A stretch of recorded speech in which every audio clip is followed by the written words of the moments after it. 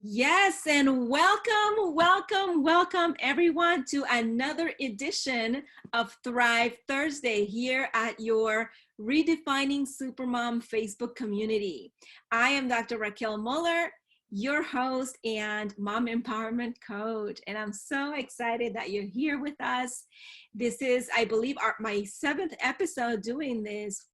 And I'm so excited to be building this community and be able to offer this kind of support to all of you. And I'm thrilled to have today on the show Ms. Dorice Hornstein, who is an educator, she's a coach, she's a speaker, and she's here to pour all her amazing wisdom and charisma on us. So we are in for a treat, ladies, let me just say. So today, what we're going to be talking about, I would love to first introduce her to you, and then I'm going to ask Dorice to talk about her experiences and to share some bits of wisdom that are going to help us to thrive in the midst of the pandemic, and not only the pandemic, but well beyond that, to create the kinds of lives that we really would love to create and become better versions of the amazing women, moms, spouses, entrepreneurs, professionals that we already are. So without further ado, I'm going to introduce to you Ms. Dorice Hornstein. And I need to find her biography. Here we go.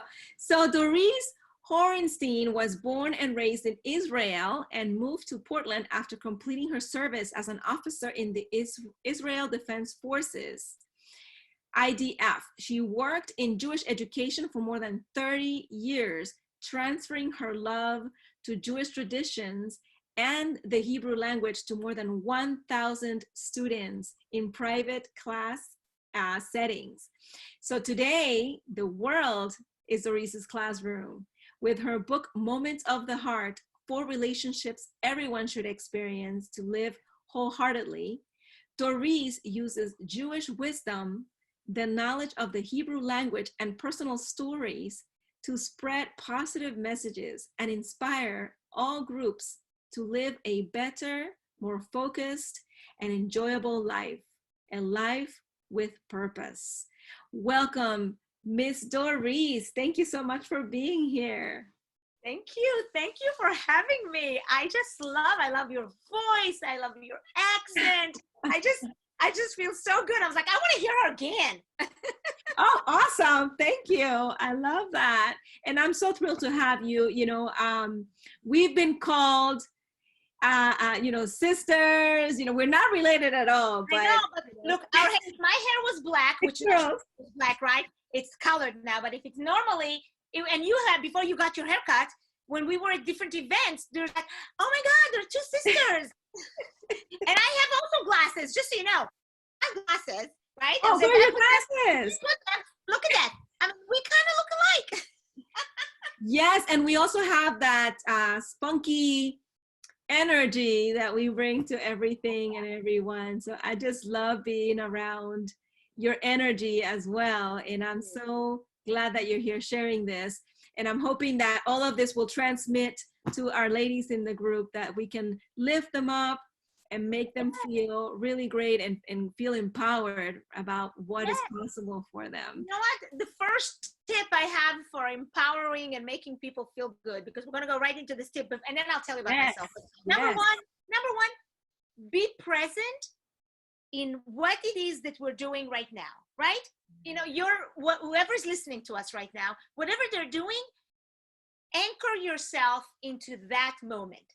Right now, I'm anchoring myself into a moment with Raquel, and I'm enjoying it. I'm like savoring that moment, because this moment will not repeat itself again. I mean, other moments will, but this moment will not. So as we are handling our children, right? Because we all have kids. As we're handling our children, some of us younger children, some of us older children, know that this shall pass. This moment is passing with the coronavirus and without the coronavirus. So let's lean into that moment, this today. And so I am thankful, I'm grateful that you are here with me. I love bonding with you. You are like an inspiration to me. So thank you for having me come to you and be a guest on your show. And God willing, you'll be a guest on my podcast. And because we can only learn from amazing women, and I'm glad to be included in your circle, and I'm glad that I'm in yours. So thank you. And first of all, I want to say I appreciate what you said about being present in the moment, because it's true. The moment is going to pass, whether we have these circumstances or not, and we get to decide at every moment how we want to utilize it, how we want to remember it, how we want to live it. And I also really appreciate what you said about the being around each other and basically creating community. That's one of the things that I love to share with my ladies, is how important it is to be around people who lift you up, who can inspire you, who want to dream with you, who want to bring out the best in yourself. Absolutely. Right? That is another tip, is the idea that you are not by yourself. You may be right now alone, but you're not lonely, right? You have a group around you. You have people who love you and who support you.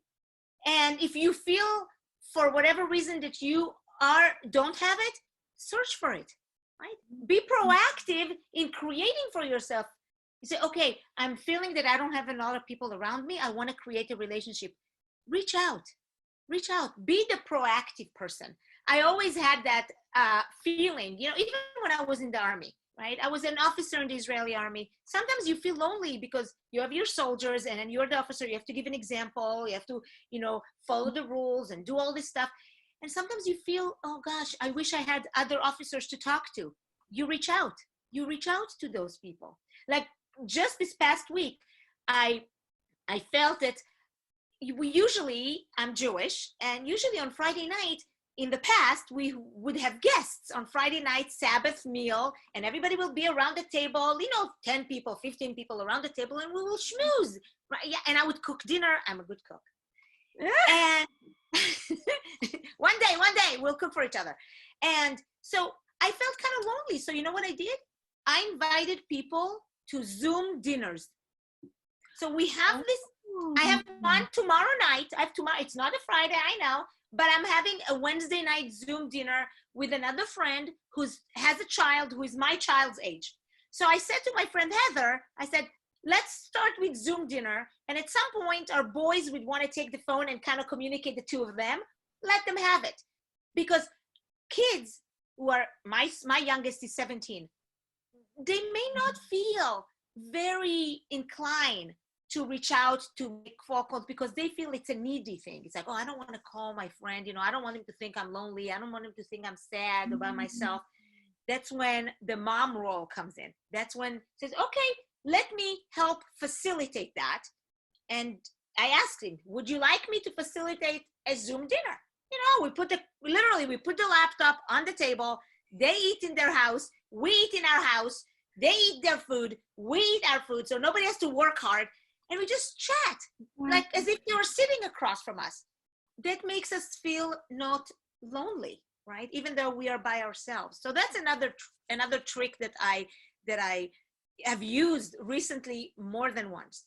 Wow, that is amazing. I mean, it's something that it didn't even occur to me. And so ladies, let's take note, right? This is part of, how we can get creative in this particular time in continuing to stay connected with each other. How cool is that? Because a lot of the time people think, especially people who work, they look at Zoom or social media team on Microsoft or whatever it is, on Google Hangout.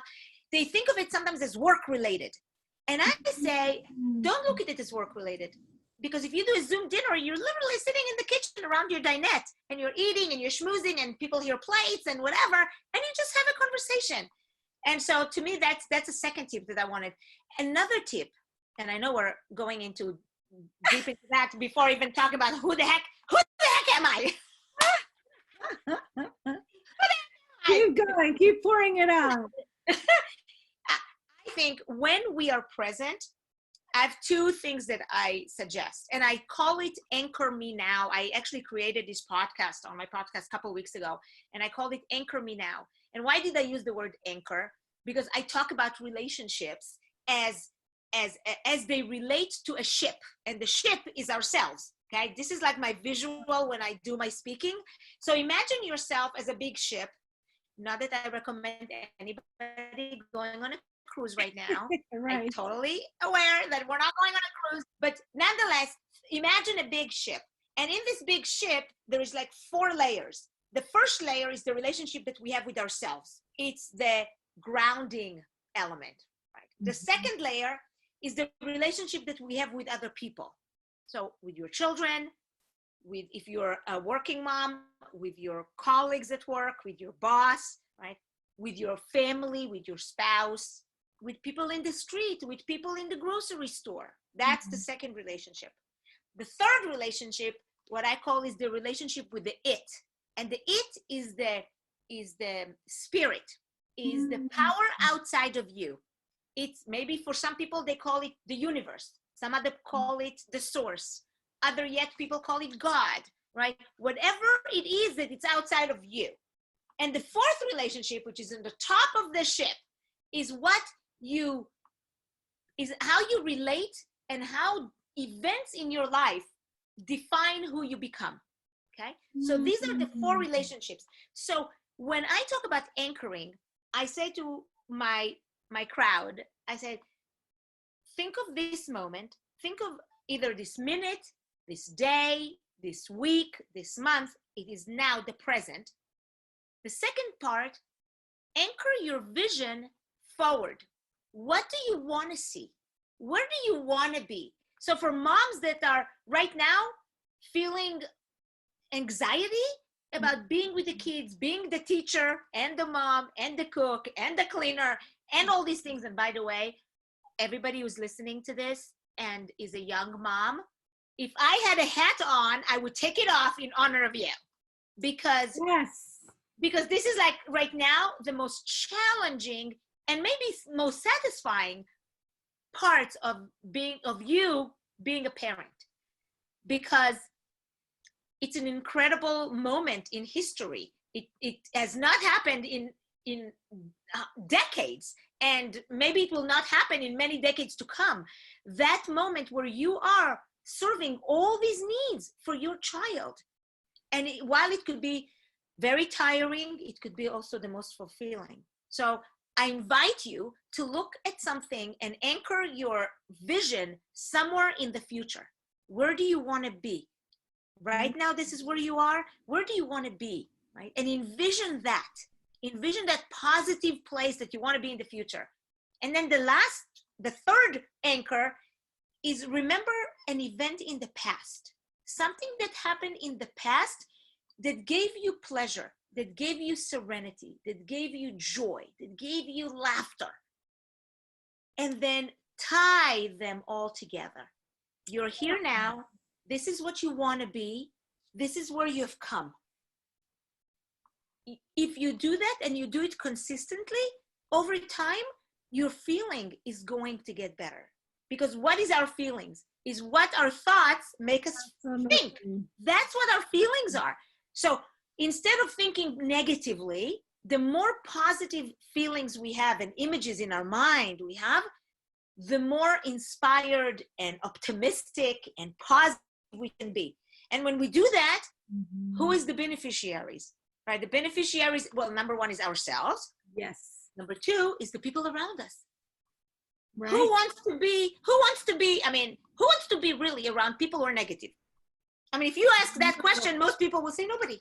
And I'm like, I don't want to be around a negative person, right? Right. Yeah. So being positive is a choice that we have to make, right? And that's, I think I learned that growing up in Israel and being in the Israeli army and being an officer in the Israeli army. I learned that I am in charge of my own reactions to events that happened.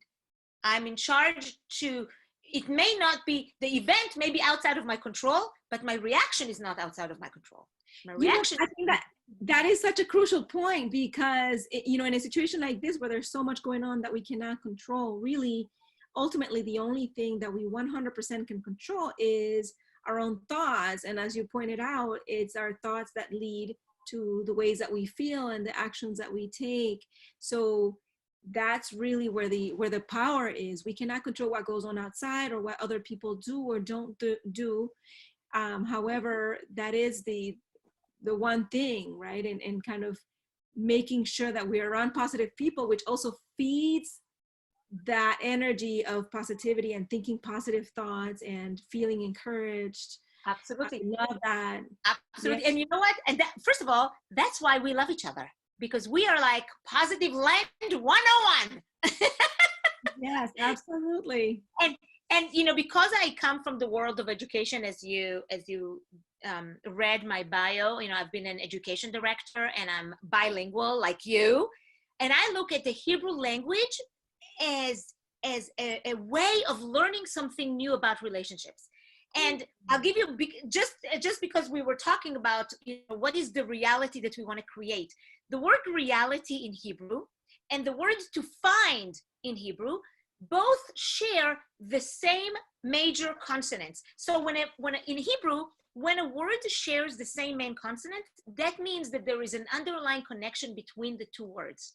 So what is the connection between the word find and the word reality? You know, and that could be a whole workshop, by the way, for people to create. And I've done this before. I was like, okay, put sentences where you can connect the word reality and find. You can find your reality. What you find is your reality of what you are creating, right? A lot of the time is what we see in front of us is what we have been expected to see, right? Yes. This is what we're looking for. So it's almost like a warning, but also a comfort. Make sure you look for the right thing. Make sure you look for the right thing, because these things will come around, right? Like that couple weeks ago, I woke up in the morning and I said, it was like 7 o'clock in the morning, before I even worked out. I said, God, today I'm going to get a headache. Oh, interesting. I said, today it feels like it's a kind of a day I'm going to get a headache. Guess what? You got a headache. By 5 p.m., I had the splitting headache. No Advil could help me, nothing. By 7 o'clock, I went to bed. I was in such a bad shape. I was like, and then I said to myself, I said, Dorice, like, hello, why did you do this to yourself? Why did you put this negative reality on you that this is what you're going to experience? Why didn't you say, it's going to be a great day, like I just did yesterday? Yesterday, I woke up and I was like, it's going to be a great day. And lo and behold, it was a fabulous day. I had 2 coaching new clients and things like open up, like the universe is saying, Dorice, I'm going to give this to you. You know? So we have to think what comes out of our heads, of what we want to, what comes out of our mouths. Super crucial. Yes. Super crucial. And you know, that's well, as you pointed out, right, we have a lot of the same beliefs, and I love that when you were talking about the visioning. That's one of the things that I often do with clients, is encourage them to think about the future reality that they want to create, because the reality is that we are always creating our own outcomes and our own results, like you pointed out in your example with the headache, right? And so you can choose what your reality is going to be and think about, okay, is it going to be a headache, or is it going to be a beautiful, fantastic day full of nice surprises? Absolutely. Absolutely. You know, and I think, you know, that would be another. So when I talk about envisioning and all this, many times I speak to corporate, and I talk about team building, and as part, because, you know, relationship is such a big word. It's like, what am I talking about relationships, right? It's such a big thing. I narrow it into team building and collaboration. So I focus on a lot of that, because, and you know why? Because even if you're a mom not working outside of the house, you still have a team, and that team is your children and your family, right? If you don't have children, your team is your partner, your spouse. If you're not married, your team is your friends. Everybody has a team of some sort, right? Everybody wants to collaborate with the team. So I talk about team building and collaboration as building really a positive relationship, coming from a place maybe that you are hopeless and coming into a time that you're hopeful, you know, being unmotivated to being very motivated. And one of the things I talk about, which I think will help all the moms listening here, is listening. Is exactly that, is listening. Because so often in our lives, we don't pause long enough to listen.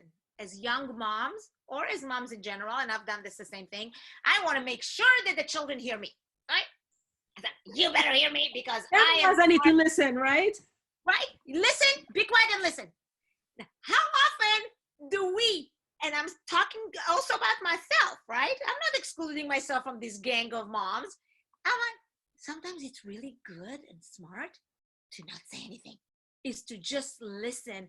But I differentiate what kind of listening. When I talk to big corporates, I talk about genuine listening, and I frame it as a genuine listening. And how is it different than regular listening, right? Regular listening, if you know, maybe now people who are listening can actually pause me and think, or pause us and think, what is really the difference between listening to genuine listening? What's the difference? And if they keep on playing, they'll hear Dorice's take, which is listening. Regular listening is I'm listening to you, but in my head, I'm already thinking how I'm going to respond to what you're saying. Right? That's the regular listening that most people do, right? Right. And therefore, if you're in a disagreement and you are listening that way, you are equipping yourself with your ammunition, what you're going to respond, right? And I'm talking because I'm an army person. I have this army simile. Yes. But genuine listening is listening without an agenda of responding. You know, it's like you are listening to what they're saying, but you're also listening to their feelings. And you're also listening to what is not said, right? Body language, all these other things that come into play to make your perspective much more deep and encompassing, right? So as moms, maybe now it's a great time to practice listening. Less talking and more listening, the second way, the genuine listening piece. Oh man. And that sounds like so much less work. Mm-hmm. It sounds less stressful. Yeah, it's less argumentative. It's less argumentative for one thing, right? Yeah. It's like I'm listening to you. I had that with my son. He's 17, right? A 17-year-old staying in the house for 3 months or whatever with their parents, only with my husband and I, because I have 2 older kids. So let me tell you, I have 3 kids, right? One of them is 28. One of them is 25, both living on the East Coast. And then my beautiful dessert child, which is 17 years old. So 17 years old, I mean, he loves us. We love him. But I think at some point you get tired of your parents. Yeah. And it's not that we're not cool, because I am super cool in my own mind. In my own mind, you couldn't get cooler than me. Yeah. Absolutely, girlfriend, of course. But I have to be listening to my 17-year-old, right? So the other 3 weeks ago, he says, Mom, actually he calls me Ima. He says, Ima, I am bored. And I said, I know. It's like, he said, no, I'm bored with you two. My husband and I, who are really like cute couple, you know? And I said to him, and no, I could have said, what do you mean? We're great. I'm cooking you dinner. I'm doing this. What do you mean? Instead, I said, what do you mean? And what do you suggest? What do you mean? And what do you suggest? Because evidently that line has a lot of other lines after that, right? It's not like one sentence. He's going into a narration here. Yeah. So he says to me, well, other families I see on the social media, they play games in their house, and you don't play games enough with me. Mm. And I'm thinking to myself, at first, right? I was thinking to myself, oh my God, he wants me to play Monopoly with him? Like, what? And he's like, no, I want us to invent games, he says, and do games, invent them. Like, and I was like, okay, let's bring it on. Find the iPhone, let's put some notes in. What kind of games would you like? And he says, I want to do a Horenstein Olympics. I said, you know, the last time your mother ran, it did not go so well. And he's like, no, I mean funny games that we can do, and then we can post in our family WhatsApp group. Wow. And let me tell you, we have done this every night. Like today we played a game, who throws a quarter closer to the wall without hitting the wall. Silly like this. Yesterday, we had corn on the cob, and the competition was who can eat the corn on the cob the fastest. I won. You may not be able to run gracefully, but you can eat. I can eat as the best of them. You know, so the idea is listen to what your kid is saying, right? Without feeling defensive, you know, because I could have been defensive. I said, like, what do you mean? I cook, I clean, we just made a cake. It wasn't what he wanted. He wanted to play games. 17-year-old wanted to play games with Mama Dorice. So, okay, we play games. And my husband got right behind it. And one competition was we put orange juice in a little cups with a straw, and who sucks the orange juice the fastest. All of this. I'm telling you, it is. Oh, loving this. This is so fun. I'm going to send you some of these videos, which I didn't put on social media. Oh, you made videos of it. Oh God, yes. It is like, it's really fabulous. I'll send you some. I tried one time to put it on Facebook, but because it was a TikTok, and it had the music put on it, they pulled it away. So I'm like, okay, not on the rules of Facebook. So, but we have it for our groups and my family. My family in Israel sees that, and they're all like cracking up. One competition was to put an Oreo on our forehead, and we all stood, and there was a video. We all have Oreos on our forehead, and who is the fastest person to get the Oreo from the forehead into our mouth without our hands? Oh my, I hope you guys are taking notes, ladies. You know, all these amazing so make it fun, right? Games, original. Yeah, it's a pandemic time. Make it fun. Make it fun. And listen to your kids, because they have ideas of fun. This was not my idea, but I listened. And you know, that all started with the idea of genuine listening. Listen to what they want. And if it's, you know, if it's moral and good, play with that. Go with that. So that was an idea. That's so beautiful. So starting with listening, you know, that's a great example, right, of opening up new possibilities when we listen, as opposed. And here's the thing, right? I think as moms, oftentimes we take on the responsibility of, I have to do everything and plan everything and organize everything. Mm-hmm. And in this case, the example that you gave us is a beautiful one of how you don't necessarily have to do all of it, and that the kids do have great ideas and can participate in the process of organizing and, you know, coming up with things to do. It doesn't have to be just us doing all of that. That's absolutely yeah, we came up with ideas. He came up with ideas, and we said, okay, let's do it. On Saturday, we had this competition. We put a bucket up on the top of the stairs, and then we had the ball down below, a small ball, not a big ball. And it was how many throws can we hit from the bottom of the stairs into the bucket and put it in the bucket. So it was hilarious. My son, on the first throw, we put it in the basket. He won. Wow. My husband, it took my husband 13 tries. It took me 3 tries. Oh, nice. I felt so good about that. Woo! Yeah.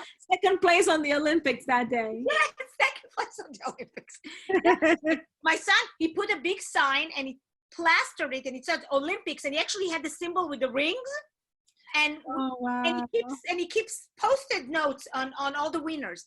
Let your kids have fun with you, and have fun with the kids, because it will actually build up for yourself. You will enjoy it. You will enjoy it. Yeah, that's fantastic. And you know, and I think this applies to kids, most kids, right, of pretty much any age, that they just have really cool, creative ideas that maybe we would never think of. Yes. But if you go with it, it can be so much fun. And now you have some beautiful memories of this time that, you know, otherwise could have been a dark time. Absolutely. As a matter of fact, my kids from the East Coast, when they saw this, they said, you better believe it. They put in our group, you better believe it. When we come back to Portland, we're going to do the Olympics and we're going to do all these things because we want to be part of the Olympics. It's now becoming something for our family. It's a bonding experience in a really humorous, funny way. And you know what? They don't even have to come to Portland. You could do Zoom Olympics. They actually started doing that. There's like, okay, we're going to do the Oreo thing on our heads. You have to see this. It's so hilarious. And my son, by the way, I let my son, my 17-year-old son, take that video and cut it and edit it and put notes on it to make it really fun and attach music to it. That's his little project. Wow. Different projects that they enjoy doing. He loves this. For him, it's the best thing. Yeah. So, you know, so those kind of things, it's fun, you know, so when, even though it's pandemic and even though it's hard and even though it's complex, elevate it to what you want it to be, because what it is what it is, right? What do you want it to be? Yes. What do you want? And then make that happen within the parameters of what is allowed and what it's not allowed. Right. Yeah. Yeah, you always have veto power as a parent if Absolutely. something doesn't work for whatever reason in your home, or is that okay? Yeah. But you know, dangerous. If it's dangerous, don't do it, you know? Because my son, one of the activities my son came up with, he put a big bucket of water and he put M&Ms down in the bucket. And he said, and he closed our eyes and we were supposed to dig our head into the bucket of water to find, without the hands, to find the M&Ms and bring it up. Well, we said, okay, you will be to our son, we said, you will be the first one to try it. And if this works, we will do it.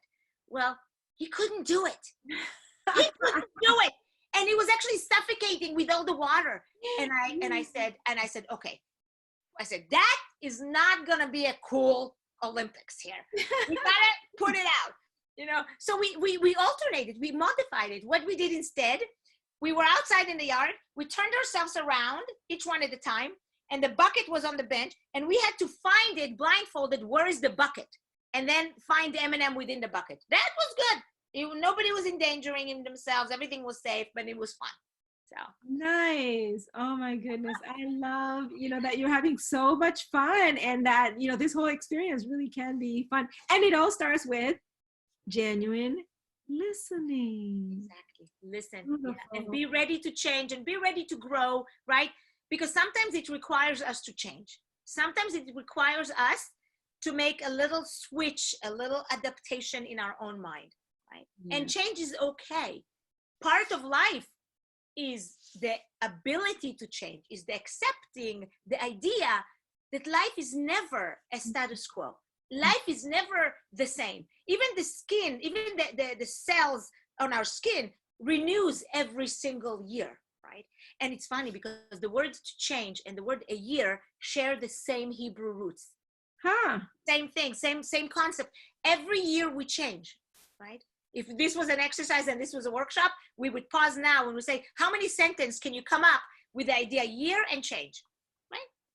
The bottom line is, you can pause me now, but the bottom line is that every year we change. So accept that, you know, accept that with a sense of gratitude. Thank God we can change. Thank God we can grow, right? How would we not want to change things forever? We always like to change, to try new things, to be creative. Our kids change, they grow. Why should we not? Exactly. Well, yeah, we definitely continue to grow throughout our lives. And I think that's a God-given impulse for us to always be looking for ways that we can be better, to do more and be more than what we already are. So the learning, right? The learning. It's like when we stop learning, it's almost we stop living in a way that's beautiful and productive, right? You know, at the end of every day, I say to myself, oh my gosh, I learned this today. And it could be something small, a page in a book, you know, a word from somebody. You know, I just was the other day, I was crisis. The word crisis in Chinese means danger and opportunity.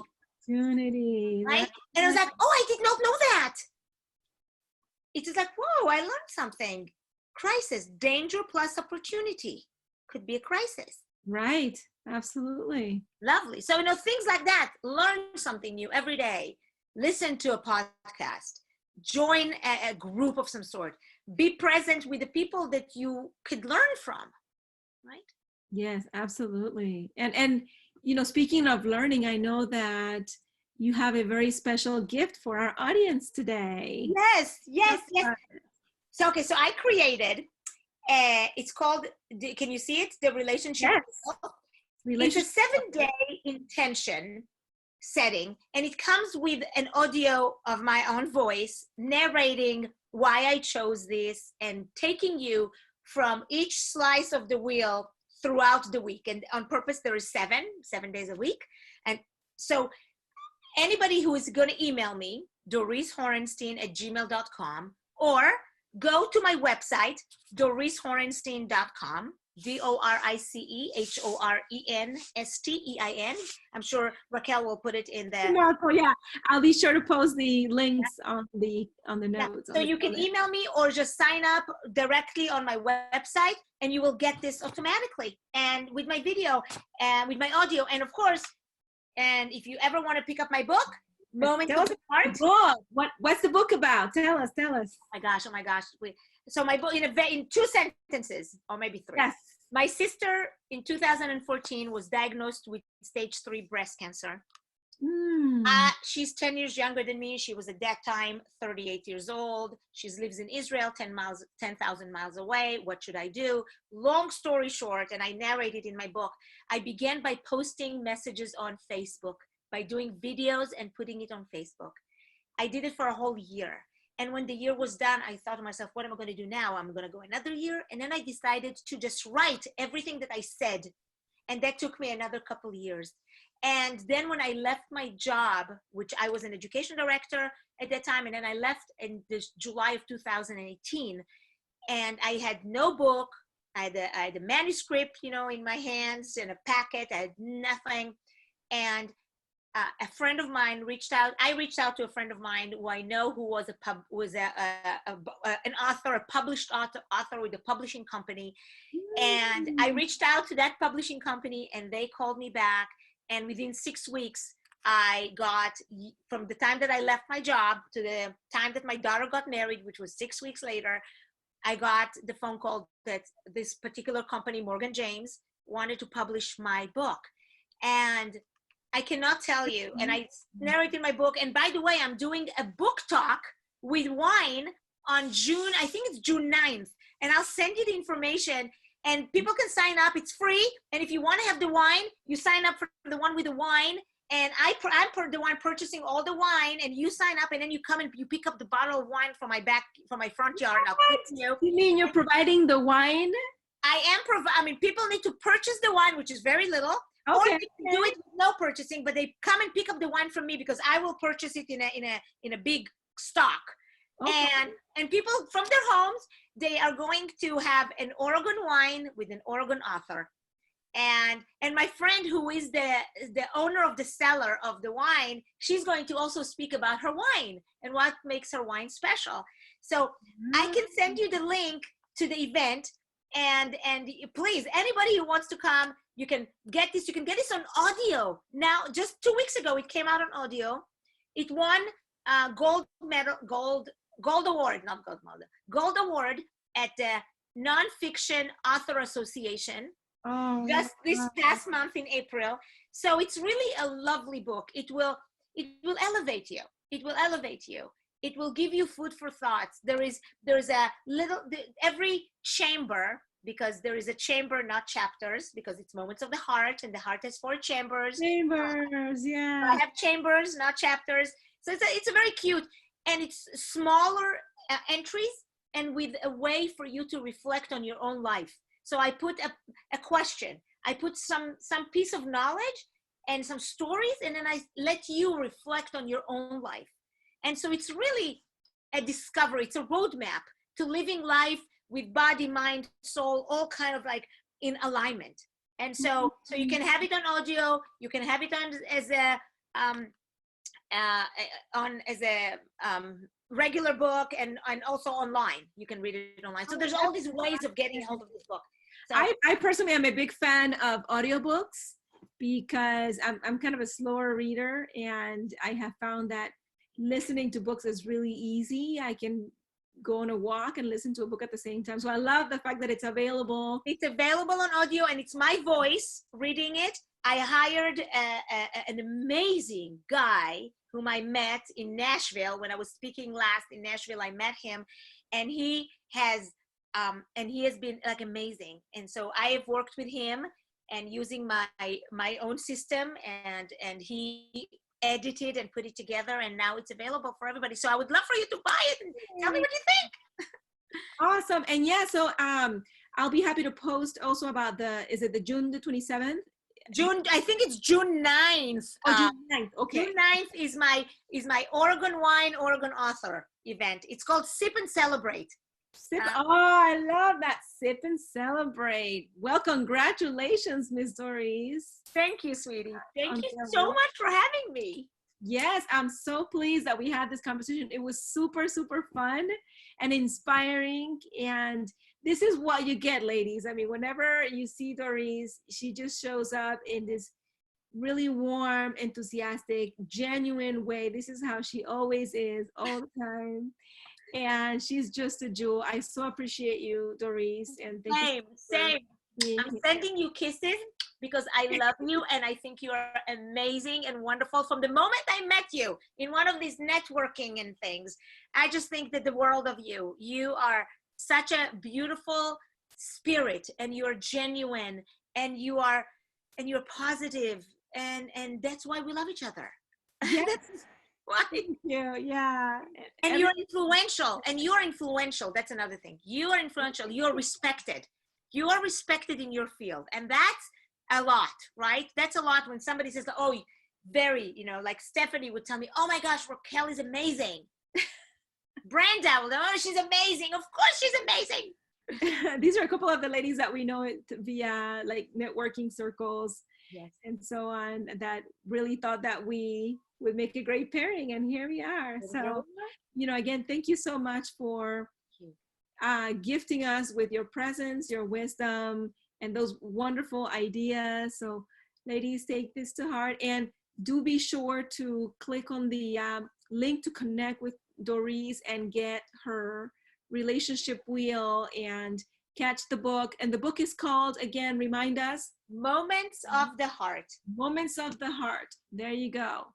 So go grab it, feed your brain with positive information and stuff that's going to help you to grow. So until next time, remember that a mom is a woman first. See you in the next one. Bye.